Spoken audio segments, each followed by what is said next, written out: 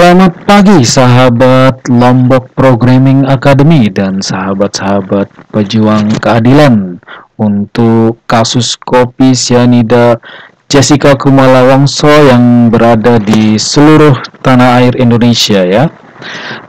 Seperti judulnya, video ini akan menyikap tabir rekayasa CCTV kasus kopi sianida Jessica Kumala Wongso ya.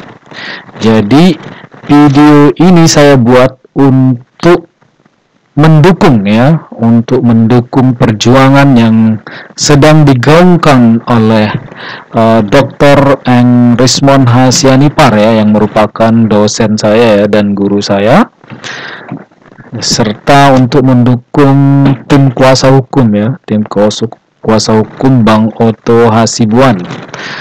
Sebelumnya saya ingin say hi dulu untuk Pak Rismon dan Bang Otto ya. Semoga sehat-sehat selalu di sana dan perjuangan yang digaungkan membuahkan hasil, yaitu dengan bebasnya Jessica Kumala Wongso. Oke, sebelum saya lanjut, tentu saja sahabat-sahabat sekalian bertanya ya, siapa saya yang ingin menyikap tabir rekayasa CCTV ini ya, apa hak saya dan apa kompetensi saya ya. Jadi jangan sampai dibilang ingin numpang viral ya. Jadi sebelum saya lanjut, saya ingin memperkenalkan diri ya. Jadi saya itu namanya ini ya, Hamzan Wadi, dimana di sini saya adalah salah satu orang yang terlibat ya sebagai tim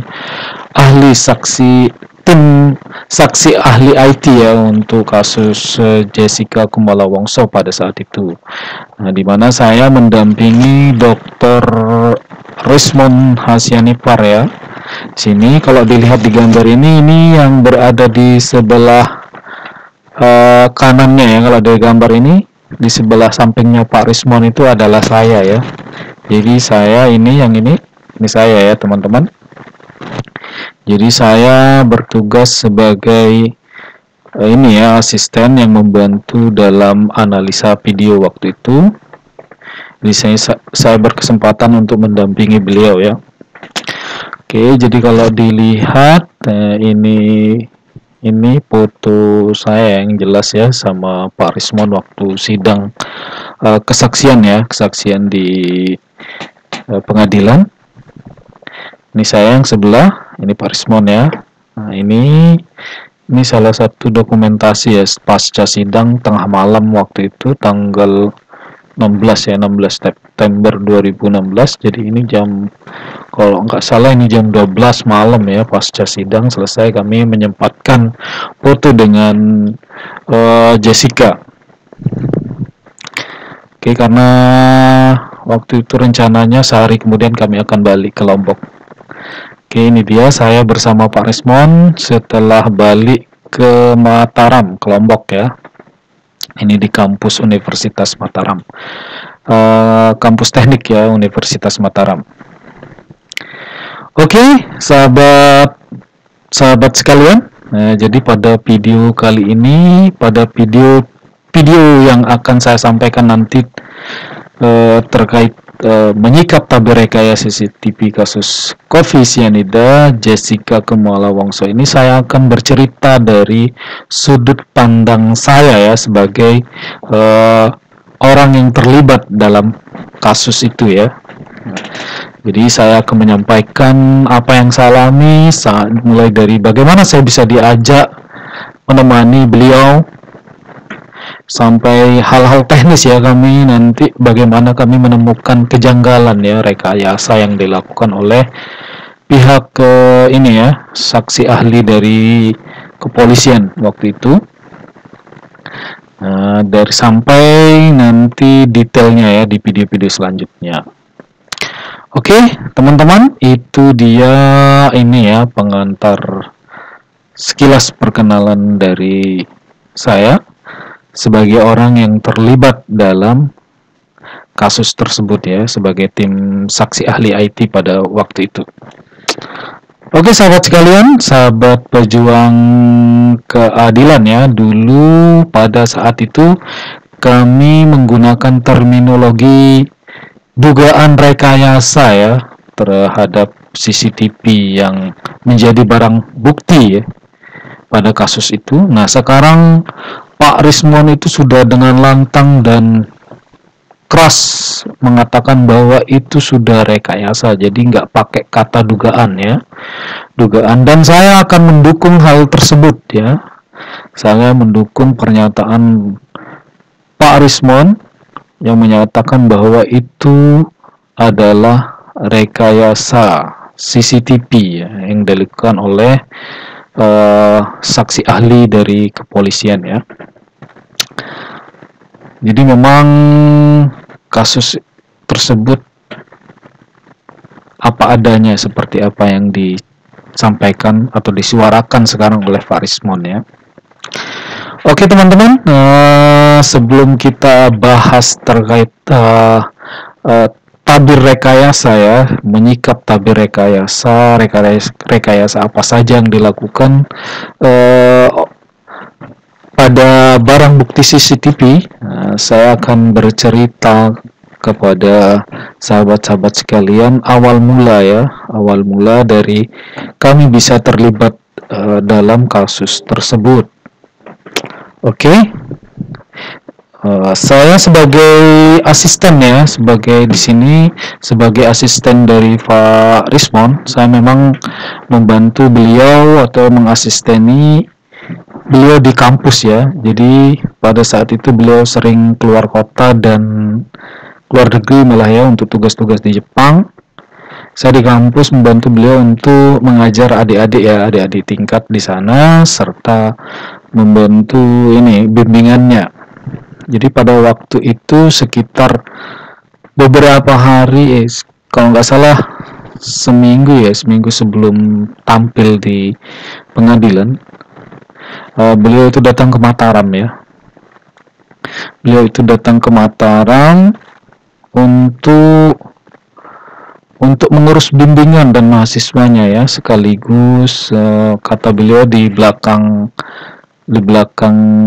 ini ya cerita itu dia mengatakan untuk mengurus surat tugas untuk bisa tampil di sidang kasus Jessica ya. Jadi kata Bang Oto waktu itu supaya tidak terjadi masalah diperlukan surat tugas ya supaya resmi gitu ya mungkin kira-kira. Nah jadi ketika beliau datang ke Mataram itu kami awalnya tidak membahas kasus ini ya, tapi kita bahas bimbingan dan perkuliahan, bagaimana perkembangan dari mahasiswa yang ini ya mengikuti mata kuliah yang diampu oleh Pak Rismon ya, menanyakan perkembangan apa saja materi yang sudah disampaikan dan bagaimana bimbingannya ya, karena ada beberapa bimbingan yang mau maju sidang ya waktu itu. Nah setelah kita bahas itu barulah kita ngomong terkait kasus Jessica ini ya. Jadi kita bahas terkait kasus CCTV ya, karena waktu itu yang sudah tampil ya dan viral itu adalah kesaksian dari kepolisian ya, saksi ahli IT dari kepolisian, di mana dia bercerita dan menganalisa ya waktu itu, menganalisa CCTV-nya. Nah kita bahas waktu itu. Nah, saya bertanya, emang seperti itu ya ini cara orang menganalisa CCTV ya, gitu ya. Sampai waktu itu Pak Rismon tuh menjawab ya enggak lah gitu ya, enggak mungkin seperti itu namanya bercerita atau mendongeng gitu katanya. Nah itulah yang kami sesalkan dan yang menggugah hati kami ya, untuk terutama Pak Rismon yang menggugah hatinya untuk memberikan kesaksian ya, memberikan kesaksian sesuai dengan ekspertisnya atau keahliannya, bahwasanya CCTV itu tidak bisa diperlakukan seperti itu, tidak boleh CCTV itu diceritakan seperti itu, sehingga nanti tentu akan merugikan ini ya, terdakwanya. Jadi hal tersebutlah yang mendorong Pak Rismon untuk maju, bahwa ini tidak benar, ini apa yang disampaikan oleh saksi ahli dari kepolisian dan kejaksaan waktu itu tidak benar. Nah, itulah yang membuat Pak Rismon mau untuk maju sebagai saksi ahli. Nah, waktu itu ketika di Mataram, ditanyalah saya, Jan, mau ikut nggak kamu ke ini? Bantu saya sebagai ini kan? Bantu sebagai saksi ahli. Ya tentu saya sebagai asisten dan anak murid ya, langsung menjawab, iya, saya siap gitu ya, tanpa pikir panjang waktu itu. Jadi saya siap membantu ya untuk menganalisa video ya, membantu memperjuangkan keadilan, karena dalam otak saya waktu itu berpendapat seperti apa yang disampaikan oleh Pak Rismon, bahwa ini tidak benar gitu kan, sesuai dengan keilmuan, ini tidak benar, tidak bisa seperti itu, barang bukti digital video diperlakukan seperti itu. Nah, kebetulan waktu itu saya juga lagi hangat-hangatnya belajar tentang image processing dan video processing ya, jadi banyak saya lagi belajar metode untuk ini ya, untuk pemrosesan citra dan video. Jadi saya merasa, wah, ini kesempatan untuk mengaplikasikan apa yang sedang dipelajari kan. Dan memang saya juga menaruh kepercayaan bahwa ini salah, apa yang disampaikan oleh saksi ahli dari kepolisian dan kejaksaan ini salah. Tidak bisa video atau citra itu diperlakukan seperti itu. Selain itu kami juga saya juga melihat waktu itu, kok bisa gitu ya, kok bisa video itu seburam itu ya. Itu yang agak aneh, mengganjal di benak kami waktu sebelum maju ya. Nah, sampailah pada akhirnya kami berangkat ya. Kami berangkat itu kalau tidak salah ya, H-1 dari saat kami maju sidang ya. Kami maju sidang itu tanggal 16 ya. Nah, kami datang tanggal 15 pagi kalau nggak salah, ingat. Nah, nanti bisa ditanyakan detailnya sama Pak Rismon ya. Jadi waktu itu kami berangkat pagi, subuh dari Mataram ke Jakarta ya. Nah, kami sampai di sana pukul, nggak salah itu pukul 8 ya, 8 atau 7 sekitar itu. Lalu kami ke hotel ya. Nah, kami hotel untuk menaruh barang-barang dan berkomunikasi dengan timnya Pak Otto ya. Jadi kami sampai di Jakarta, hal yang pertama kami lakukan ya tentu saja mendatangi kantornya Bang Otto ya untuk bertemu ya. Salah ya, kami kalau nggak salah H-2 ya, H-2, sorry bukan H-1. Jadi kami datang itu H-2 saat sidang ya. Jadi kami berkesempatan di hari pertama datang itu mengunjungi kantor Bang Otto untuk berkoordinasi dengan tim pengacara ya, nanti terkait apa yang temuan-temuan yang kami sampaikan waktu itu. Jadi kami berkomunikasi terkait ke temuan-temuan yang kami kami duga waktu itu ya terjadi rekayasa, kami sampaikan di hari pertama ini. Nah, di hari itu juga kami meminta untuk memperkuat dugaan kami meminta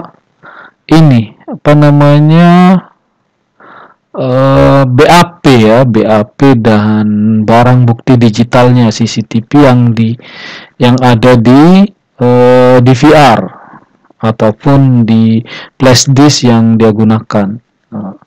Kami sebenarnya jauh hari sebelumnya sudah diminta oleh Pak Rismon ya, melalui komunikasi jarak jauh. Jadi beliau sudah minta, tapi kami tekankan lagi karena di sana belum dapat. kami minta lagi ya untuk bisa memperkuat analisis kami. Tapi kenyataannya, pada kenyataannya ya, itu barang bukti dan BAP tersebut tidak bisa diserahkan langsung atau belum bisa didapatkan oleh tim kuasa hukum, karena entahlah ya, teman-teman, entahlah kenapa hal tersebut bisa terjadi ya, teman-teman bisa renungkan dan pikirkan sendiri ya, kenapa waktu itu begitu susah ya tim kuasa hukum dan kami itu mendapatkan BAP dan barang bukti digital untuk kami analisa. Nah, itu sampailah karena kami hanya melakukan analisa terhadap apa yang dia lakukan, yang dia analisa atau yang dia lakukan di sidang ya. Dan kami hanya bisa menduga-duga sambil menunggu BAP dan barang bukti digital yang yang digunakan ya. Sampailah pada H-1 ya, sampai H-1 kami belum bisa juga mendapatkan kedua barang tersebut ya, BAP dan barang bukti digitalnya. CCTV belum juga kita dapatkan sampai kita panik, ini apa yang mau kita istilahnya, kalau kita tampil hanya dengan ini tentu saja itu tidak akan kuat ya.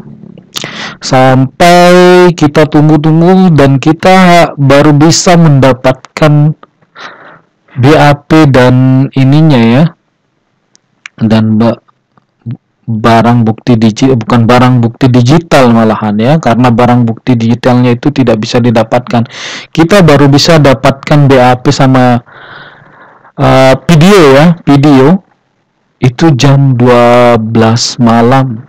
Kalau nggak salah itu jam 12, sudah malam sekali, kami sudah mengantuk ya, menunggu dua barang tersebut kita dapatkan. Jadi kita dapat BAP yang jam 12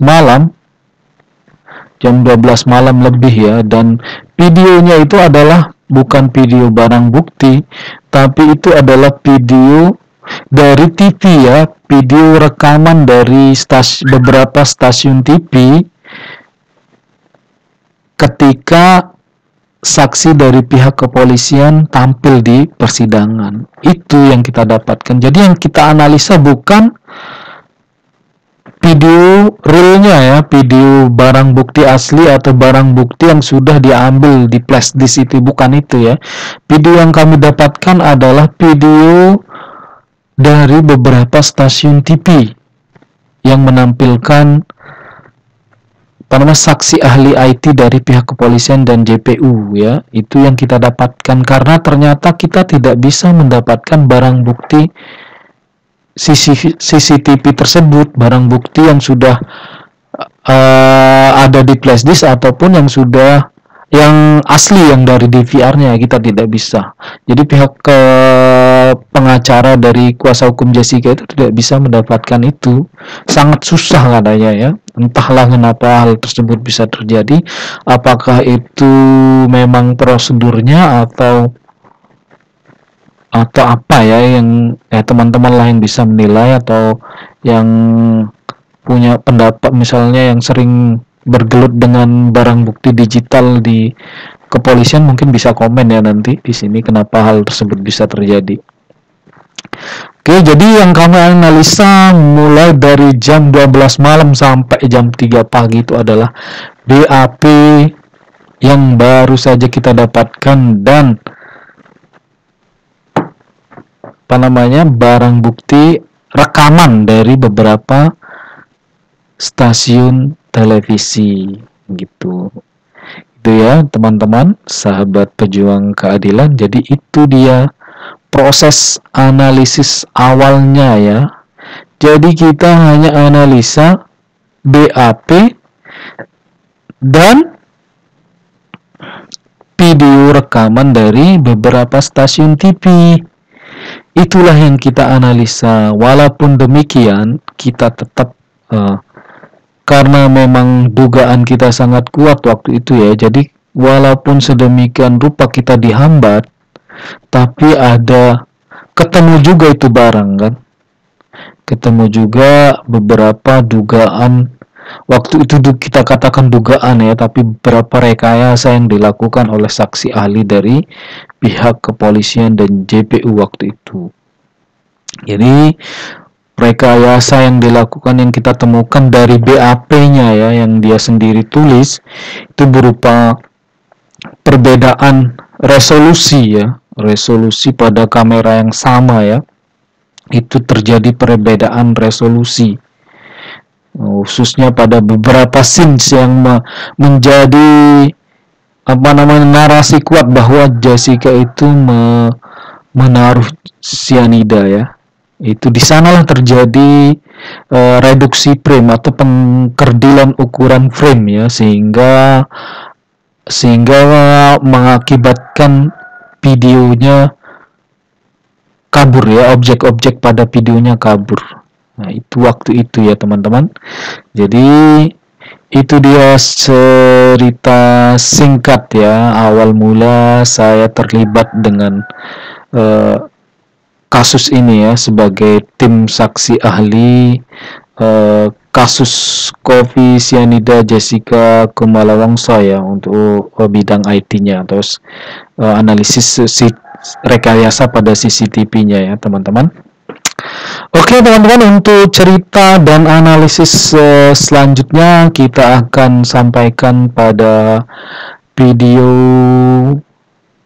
selanjutnya ya. Jadi semoga apa yang kita perjuangkan, apa yang Pak Rismon perjuangkan, apa yang kuasa hukum perjuangkan, Bang Oto dan tim perjuangkan itu membuahkan hasil berupa bebasnya Jess ya. Kasihan sekali ya, Jess itu waktu itu usianya hampir sama dengan saya ya, 27 tahun waktu itu, saya mau masuk 27 juga. Jadi kami ini seusia, jadi saya merasakan sekali emosi gimana perasaan dia ketika harus menghabiskan, menjalani usianya dari usia 27 sampai sekarang itu di penjara. Sungguh miris ya.